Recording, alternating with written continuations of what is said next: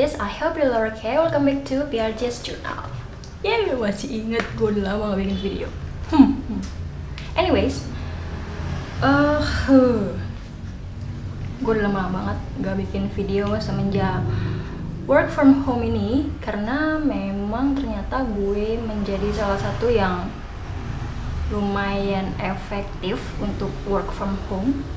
Banyak hal yang bisa gue kerjain, banyak hal yang bisa gue cari-cari lagi tentang metode work from home, which is what works for me. So anyways, jadi gue lama banget dapetin mood untuk bikin video sampai editor gue nyap-nyap mana videonya. Well, susah kan ya kalau nggak ada moodnya, mencari pembenaran. Oke, anyways, lanjut.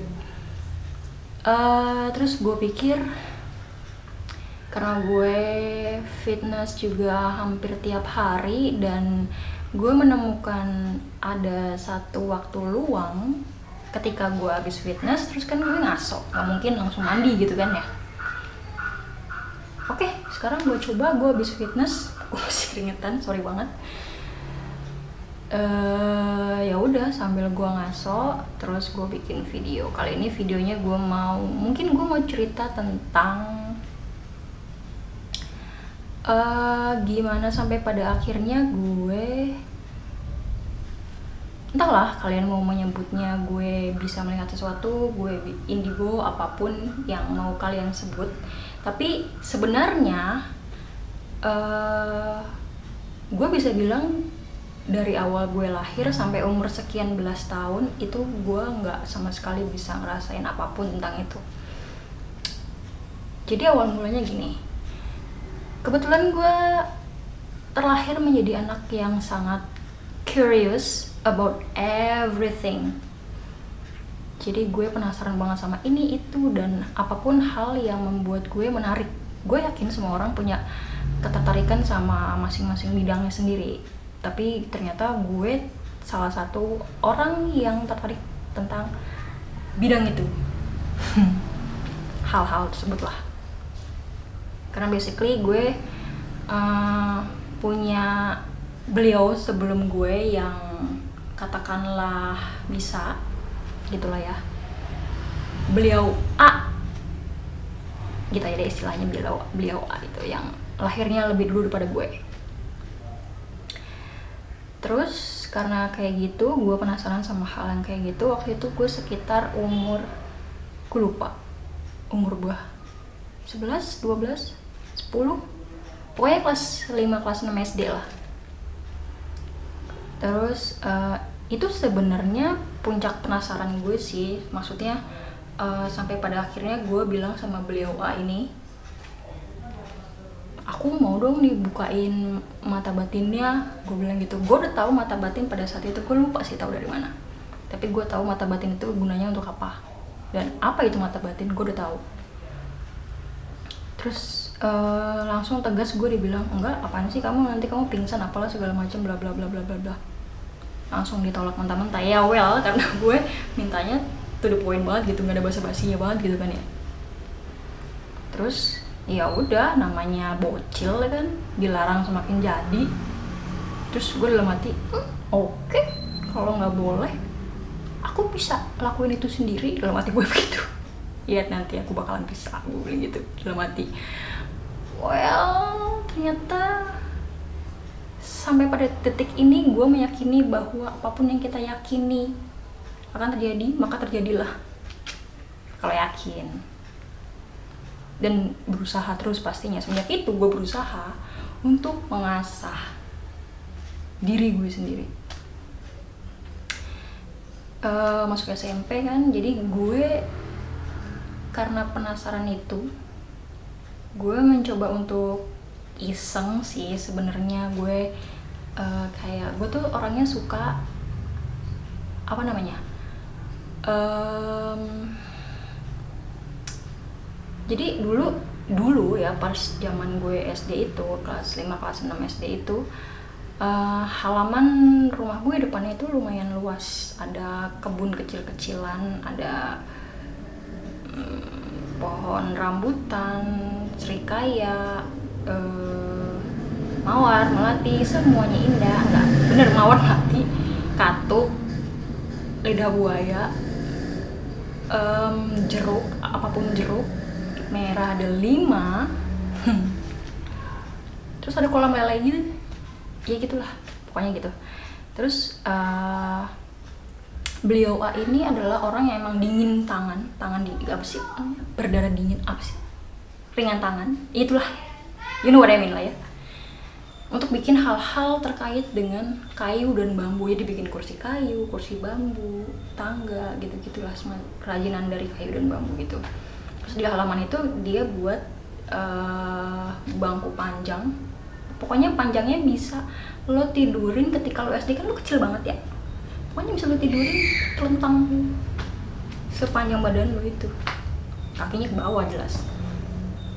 Terus gue punya kebiasaan untuk, karena itu ada di depan halaman, gue tiduran di situ. Ini gue suka banget dari dulu, gue tiduran di situ terus terlentang. Ini habis maghrib, lepas maghrib ya kan, habis sholat maghrib seger ya kan, keluar angin malam seru gitu kan. Terus gue telentang, ngeliat ke atas langsung pemandangan bintang, bulan, langit, cakep banget sumpah. Sekarang mahal banget pemandangan kayak gitu. So itu gue lakuin hampir tiap hari. Nah semenjak gue dilarang tadi nggak boleh itu, kegiatan kayak gitu tuh cuma mandangin kerlap-kerlip bintang kayak gitu-gitu berubah jadi ke pojok pohon yang sana, ke pojok pohon yang sana, atau diem di bangku itu tapi arah pandangannya tempat-tempat yang gelap, yang mungkin di otak gue dianggap ada gitu. Itulah rasa penasaran gue. Terus pun pas SMP kelas 1 sampai SMP kelas 1 terus itu gue lakuin. Bahkan di sekolah pun juga, yang katanya kalau sekolah itu kan biasanya banyak gosip ya, gosip ini bekas kuburan lah, gosip ini di sini angker lah, ini begini, ini begitu, apa segala macem.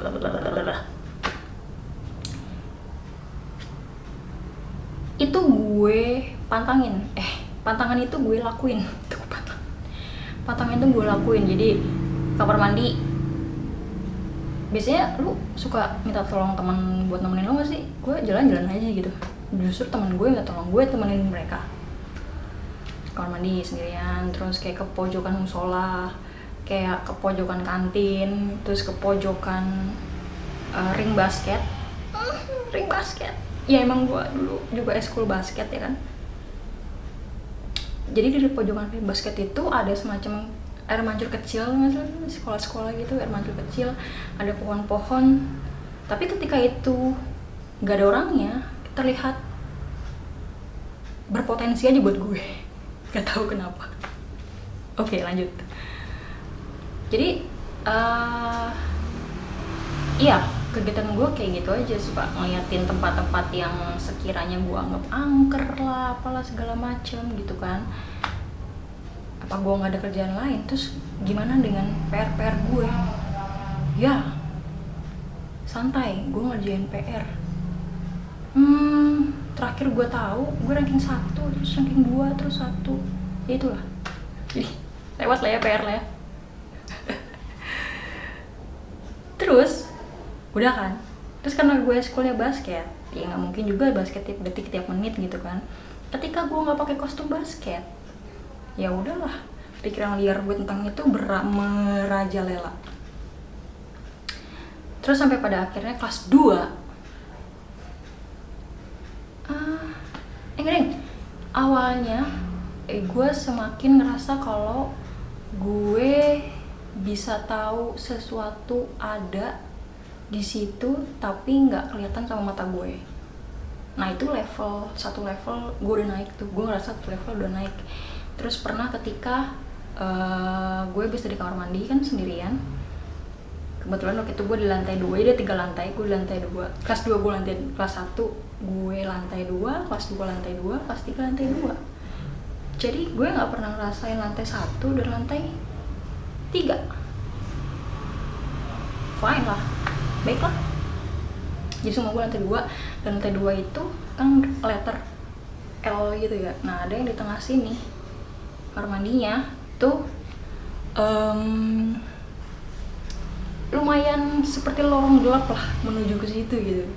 Nah ketika gue di situ itu kelas 1 mau kelas 2 kalau nggak salah. Terus gue ke situ sendirian ya kan pastinya. Terus gue keluar ada koridor apa sih buat bisa gimana sih sekolah, ada pegangannya terus lu bisa ngeliat bawah gitu ya, pokoknya ya gitu lah ya kebayang lah ya. Terus gue nggak tahu nyantai-nyantai aja tuh, kayak celinguk kayak nggak jelas aja gitu. Terus ketika gue merinding gue ketika gue beberapa menit di situ, karena waktu itu kalau nggak salah jam istirahat aja, dan gue udah selesai makan. Terus nggak lama kemudian gue ngerasain tiba-tiba merinding, terus ngerasain kayak ada sesuatu yang ngikutin gue. Sekarang gue penasaran, gue nengok nggak ada orang. Karena jam istirahat itu biasanya semua siswa pada turun ke kantin. Hahaha. Pada saat itu nggak ada sama sekali orang kecuali gue dan satu orang teman gue, kayaknya habis dari kelas terus mau turun gitu ke tangga, bukan ke kamar mandi, tangga. Jadi nggak searahan mata gue ke belakang, muter ya, mata gue oke, you know what I mean. Terus itu udah mulai kelas 2 kan. Nah ketika kelas 2 pada saat itu abis jam olahraga, gue ganti baju kan pastinya, pakai mikir lagi, ganti baju. Terus itu kan jam istirahat, jadi mau pindah ke mata pelajaran selanjutnya. Udah lama banget gue ngomong. Pindah ke mata pelajaran selanjutnya. Terus udah otomatis nggak langsung semua anak selesai gitu kan, satu kelas penuh gitu, enggak. Jadi pasti satu-satu gantian gitu kan. Terus ketika gue udah masuk ke kelas itu udah hampir setengah anak kelas tuh udah ada di ruangan, udah ada di kelas. Terus pada saat itu gue iseng, waktu itu udah ada HP Nokia, lo inget yang bawahnya melengker gitu, Nokia 3650 yang keypadnya lo udah pernah hidup zaman dulu sama kayak gue, oke? Enggak, 3650 itu keypadnya masih kayak ini A-nya di mana, Z-nya di mana, B-nya di mana gitu. Kalau 3660 itu udah rata 33 gitu. Nah itu kebetulan gue minjem nyokap gue, paksa untuk gue bawa ke sekolah. Terus entah kenapa gue ada pikiran untuk jepret. Apa sih jepret? Foto. Terus lo tau kan bangku sekolah mah kan itu ya, 1 baris, 2 baris, 3 baris. Nah kebetulan gue paling depan karena gue anak teladan ya kan. Enggak. Itu rolling. Jadi kebetulan gue paling depan. Oke. Terus gue depan, terus jadi ini lu bayangin di sini ada 2. Ini dari pintu masuk. Jadi gue di sebelah sini, ini kan ada pojok ke tembok, soalnya dua baris lagi gitu kan ya. Nah, gue fokus di sini aja, dua baris pertama. Terus gue dari sebelah sini, ini ada teman sebangku gue udah ya, dia lagi ngobrol sama yang sebelah sini. Di sini ada teman gue satu lagi duduk di meja ngobrol sama gue, yang satu duduk di bangku ngobrol juga. Kita lagi ngobrol berempat sama yang belakang gue gitu. Terus kalau nggak salah di belakang ada lagi nggak rame sih, lebih ke buku-buku. Sama ada satu lagi teman gue lagi berdiri sih di belakang, di row yang gue sama kayak gue. Udah tuh, berarti kalau gue foto tanpa gue ada 1, 2, 3, 4 orang. Terus sama buku-buku ya, pokoknya meja tuh nggak ada yang bersih. Buku, sobat pinter, buku. Terus gue iseng aja gue foto, cekrek. Nah gue foto itu separuh badan temen sebangku gue kena, sisanya lurus ke belakang. Yang ada di otak gue seperti itu. Yang gue lihat pun sebelum foto seperti itu. Tapi gue lihat dong hasil fotonya ya kan. Lo pernah nonton Doraemon kan? Atau lo pernah lihat kayak video atau film atau foto dimana itu bentuknya kayak spiral hipnotis gitu. Lorong waktunya Doraemon kan spiral tuh, menuju ke satu titik belakang. Foto gue begitu. Jadi kayak dari depan, bayanginnya dari depan meja gue kan, lurus tuh ke belakang, kerucut gitu, kayak lorong waktu hitam gitu. Dan tadi kan kita udah hitung ada berapa orang yang harusnya ada di foto sama setengah badan teman gue sebangku gue itu. Ini yang ada cuman setengah badan teman sebangku gue, dan lurus ke belakang. Di belakang ada satu sosok hitam besar. Gue sampai keringetan, sampai ingetnya lagi. Temen gue yang duduk-duduk tadi nggak ada dong.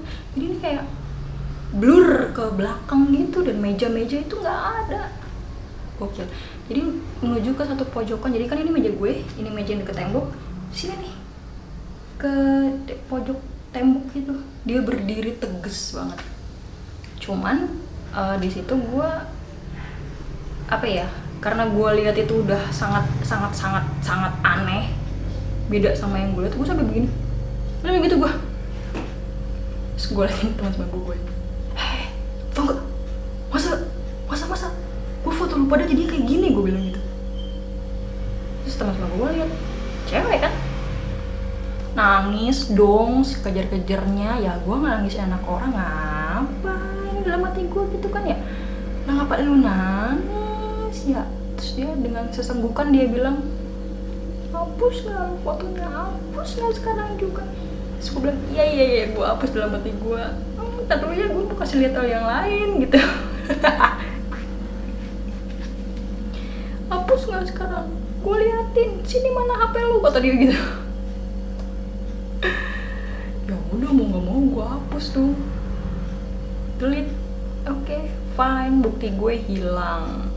Jadi emang terus yang teman-teman gue yang lain duduk-duduk itu yang harusnya ada di situ pun ngeliat, belum sempet sampai ngeliat udah dihapus gitu. Tapi gue udah ngeliat itu sosok tinggi, hitam, tinggi, gede, hampir kayak bayangan transparan, tapi hampir solid lah, 90% solid lah gitu.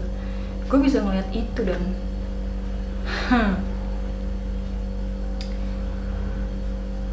lorong waktunya itu loh yang paling gak bisa gue percaya gitu. Terus dia nangis kan, semua pada heboh. Semua pada heboh. Ya udah, buktinya hilang sampai pada saat itu. Terus itu adalah pertama kalinya gue bener-bener melihat hal yang mata gue nggak bisa lihat, tapi kok bisa tertangkap kamera. Wow. Nah dari situ awal bermulanya mungkin ya itu gue udah kayak kebuka mungkin, sampai sempet hilang, sempet hilang, sempet ada. Lebih karena gue nya nggak ngasah lagi, dalam artian oh ya udah mereka pasti ada, ya udah bodo amat aja gitu. Terus level bodo amat tuh sampai hilang. Terus kayak ada film horor yang memicu gue lagi, atau series horor yang memicu gue lagi, atau apapun ya tentang itu memicu gue lagi, muncul lagi, gue nggak tahu ya apa yang terjadi dalam diri gue. Dan sekarang gue bisa kayak apa ya, gue bisa lihat kalau gue mau lihat, ngerti nggak maksudnya? Jadi gue bisa kayak gue punya tombol on off gitu untuk hal-hal yang emang bisa gue kontrol ya. Tapi ketika itu emang nggak bisa gue kontrol, atau misalnya tenaganya mereka lebih besar daripada gue, ya udah lihat-lihat aja. Cuman gue reaksinya udah kayak nggak heran lagi gitu. Oh ya udah, ngerti sih gitu deh. Mungkin ya kalau lo punya pengalaman tentang hal itu juga, atau lo juga sama kayak gue dulunya bukan orang yang bisa-bisa kayak gitu, atau karena rasa penasaran lo yang sangat-sangat tinggi dan rasa keisengan lo untuk cepet-cepet dimanapun dengan tujuan untuk mendapatkan itu, boleh cerita aja di kolom komentar. Atau lo punya pengalaman lain, atau lo punya pengalaman temen-temennya lagi, lo terus gitu, kita cerita aja. Oke, karena gue akan bacain komentar gitu ya dulu ya. Gue udah gerah. Terus cerita apa lagi ya enaknya tentang itu? Kalau misalnya lo punya ide atau apapun, boleh di kolom komentar juga. Like, comment, subscribe, share kalau ini berguna. Kayak gitu sih, gue mau cerita tentang itu aja untuk memenuhi editor gue yang udah minta video. Dah, cukup. Bye bye, geniuses.